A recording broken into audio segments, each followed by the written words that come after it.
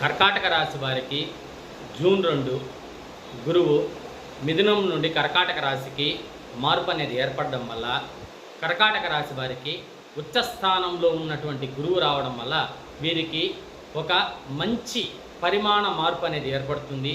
అది ఎలాగా అనగా వీరికి ఫైనాన్షియల్లీ డెవలప్మెంట్స్ అనేది ఏర్పడతాయి.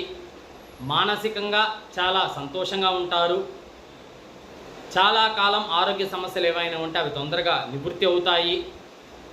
రావాల్సిన అమౌంట్స్ ఎక్కడైనా పెండింగ్ ఉంటే అవి బాగా రికవరీమెంట్స్ అనేది తీసుకుంటాయి. సంతానం బాగా వృద్ధి చెందుతుంది. సంతానం బాగా ఇన్వెస్ట్మెంట్ చేసేదానికి ఆస్కార లక్షణాలు ఉన్నాయి.